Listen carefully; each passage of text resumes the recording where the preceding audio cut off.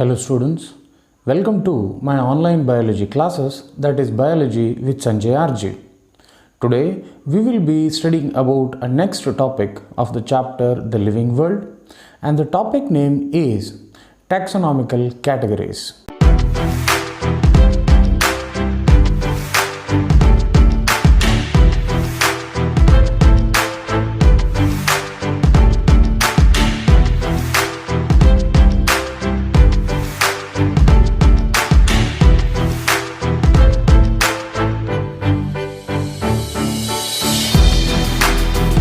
As I mentioned in my previous video, that was binomial nomenclature, that the entire organisms present on this earth, it's quite difficult for them to remember without any proper name, without the basic morphological and anatomical characteristics, and without the classification.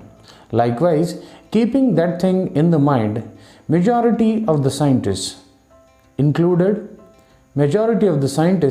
decided to organize the organisms in a specific order. Today, this is the topic called as taxonomical category, which is nothing but categorizing the organisms, classifying the organisms depending upon their basic characteristics. Here, the organisms are divided into different ranks, different groups, different classes or classifications, or in general, they are divided into taxon or taxa. So, there are totally 7 different taxonomical categories. Namely, it starts from kingdom, phylum, class, order, family, genus, species. So, if I start explaining from kingdom to species, it will be called as a descending order, and if I start explaining from species to kingdom, it is called as an ascending order. Keeping in mind that any organism in this entire planet Earth, it is or it should be completely divided among these 7 categories. So, almost all the organisms are divided into these taxonomical categories. So, today's topic is understanding these categories. So, dear students, let us start by taking the firstest example called as the species. In the hierarchy of taxonomical category, the bottomest part or the lowest part or the basic part will be species. Species will have only one type of organism, and it is called as the basic unit of taxonomy. Species can be defined as closely relating organisms, closely morphological characteristics having organisms, closely anatomical characteristics having organisms, which can interbreed among themselves to produce the fertile offsprings, is called as species. So, in case of a species, we find very lowest number of organisms and highest number of characteristics. As I move from species to kingdom, the number of common characteristics decreases and the number of population increases. As I mentioned earlier, that the species contain very less or least number of organisms which should be similar to one another.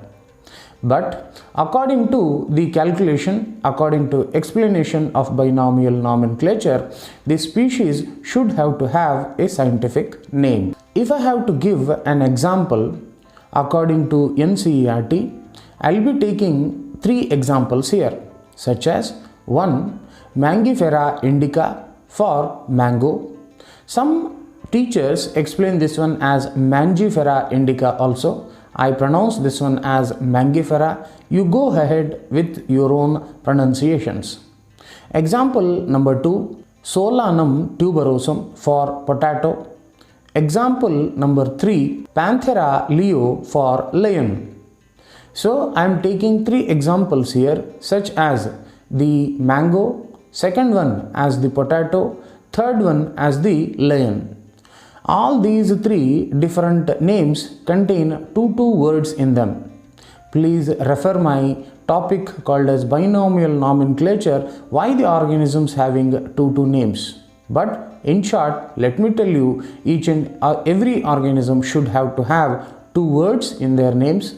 The first name should be the genus or the genera name, and the second name should be the species name or specific epithet. Likewise, here also, if I have to take an example of mango, that is Mangifera indica, out of this one, the first word Mangifera is called as genus or genera name, and indica represents the species name. If I go with respect to Solanum tuberosum, wherein which Solanum gives you the genus name and the tuberosum gives you the species name. The same thing if I go to the third category of lion, that is Panthera leo. The Panthera represents the genus name and the leo represents the species name or the specific epithet. It is a common understanding that similarly looking organisms with light differences or small differences will also be considered as a species. But since there are differences in their characteristics, we should mention them as different species itself. It can be understandable that approximately highest number of characters having organisms might be a little different, which indicates that species might be different, but sometimes a genus will include these different species in them. What am I trying to say? I am trying to say that a genus may contain one species or more than one species also. Sometimes it may contain 2 species, 3 species, etc. and so on. If you take an example of Panthera as a genus, it will not contain only Panthera leo as a basic species.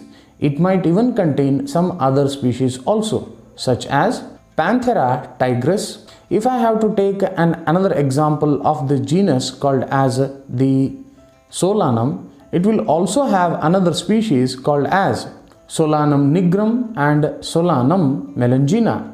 We can even go for our own example, that is Homo sapiens. The word Homo sapiens indicates that the Homo is called as the genus or genera name and the sapiens indicates the specific epithet.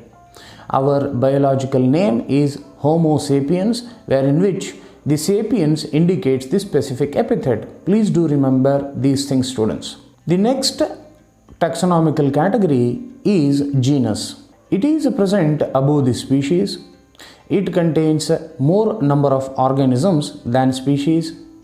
It contains less number of common characters than species.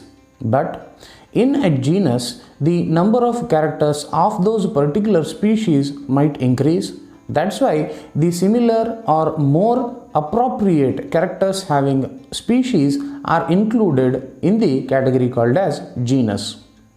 Genus and species have got same kind of explanation. If I have to define genera or genus, I can say that it is nothing but group of species or group of resembling species or an aggregate of related species. If you take an example that potato belongs to different species and brinjal also belongs to different species, but because of some basic general characteristics, potato and brinjal come under one genus, and that is Solanum. I can go for another example connecting to the animals also. Let us go with respect to the Panthera genus. The lion's biological name is called as Panthera leo. Leopard's biological name is Panthera pardus. Likewise, the third one, that is the tiger's biological name is Panthera tigris. These 3 organisms having different specific epithets but have got a common genus name, that is Panthera. So it is clearly indicating that a genus might contain one or more than one species in it. That's why the name genus is called as the group of related species. I even have to mention another example which is given in NCERT, that is genus Felis. I mentioned there are two types of genus here, one as the Panthera and another one as Felis. The Felis contains different species of cats. Okay students, I hope you are understanding these terminologies. Let us go to the third topic, that is family. Family is the third point which comes after the genus in the taxonomical category. Now, as I mentioned earlier, family is nothing but a group of related genus or genera. Family contains more number of organisms as comparing to genus, and the family contains less number of common characters as comparing to genus. As I explained earlier, that if you go from species to kingdom, the number of organisms increases and the number of common characters decreases. Families are characterized by both the contents of vegetative characteristics and even the reproductive characteristics in case of plants. Among plants, if we take an example of different genus such as Solanum, Petunia and Datura. These are three different genuses, but because of these genuses having same kind of or similar kind of general characteristics, these are placed in one family called as Solanaceae. Among the animals, if I have to consider, genus Panthera comprising lion, leopard and tiger is put along with the genus Felis, which contains different cats in it. And the Panthera genus and Felis genus both are included in one family called as the Felidae. Try to understand here students, this might be one of the important section of NEET, that as far as the plants are concerned, the plants have got a suffix called as ACA in case of family as a taxonomic category, and at the same time in case of animals, the animals have got the suffix DAE in case of family as a taxonomic category. The next topic or the taxonomic category is order. As I mentioned once again, I am repeating again and again in each and every categories that order is nothing but group of similar families, and it contains higher number of organisms as comparing to family and lower number of common characteristics as comparing to family. So, as I mentioned that the order is nothing but group of similar characteristics having families. We can give an example as some plant families such as Solanaceae, Convolvulaceae, having different genus and in turn having different species are converted into families, of course, and these families are kept in an order called as polymoniales. And at the same time, in my previous category of a family, as I mentioned that the Felidae and Canidae families are added into an order called as Carnivora. So it is a general arrangement of organisms here. Different organisms having different characteristics are placed into different categories of taxonomic section or hierarchy. In case of plants, it is ending with ales, A-L-E-S as the suffix, but in case of animals, we do not have that kind of a suffix used. The next category is class. Class can be defined as a group of similar orders. It comes after the order, of course, and it contains higher number of organisms as comparing to the order and lower number of common characteristics as comparing to the order. Once again, the same kind of repetition that if you move from species to kingdom, the number of organisms increase and the number of common characteristics decrease. In case of animals, there are different classes actually. We can study these things in your future videos or future chapters such as Animal Kingdom, wherein which I'll be explaining you some of the classes such as Amphibia, Reptilia, Mammalia, Aves, Pisces. And in these classes we can say and we can see that different organisms are present with different orders, families, genus and species in them. Likewise, there is a class called as Mammalia, and this Mammalia contains different orders in it, such as order Primata comprising monkey, gorilla, gibbon. All these are different organisms which ordered into the class called as Mammalia, and along with this particular order called as Primata, it even includes another order called as Carnivora, and the Carnivora includes some examples such as the tiger, cat and dog. If we go further into understanding the class Mammalia, it even has got some more deeper orders also. As I explained in my regular classes or videos, that I'll be going only with respect to NCERT syllabus. Okay students, we'll go to the next category called as Phylum. Phylum is another category which comes after the class. This is nothing but group of similar characteristics having or similar classes in it. This particular category has got higher number of organisms as comparing to class and lower number of common characteristics as comparing to class. Same repetition, that if you move from species to kingdom, the number of organisms increase and the number of common characteristics decrease. Phylum is not at all a simple word actually. If you have to study phylum, this phylum includes so many deeper points, deeper explanations, deeper characteristics, deeper anatomical and the morphological understandings, etc. etc. Phylum can be divided onto the basis of the presence of notochord, the presence of the ventral hollow section, the presence of vertebrate, and the organisms in case of animals are divided into vertebrates and non-vertebrates, chordates and non-chordates, etc. etc. There are so many explanations. We cannot say that there is only one kind of explanation to explain about the phylum, because phylum is not a small topic. It includes a lot of different organisms in it. So depending upon the different sections of the species, they are divided into different phylums.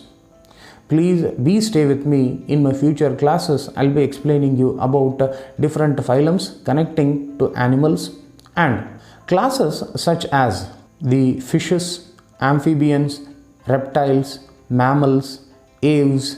All these come under into one of the phylum. And if I have to mention the group of classes in case of animals, I would say that the phylum is a proper word.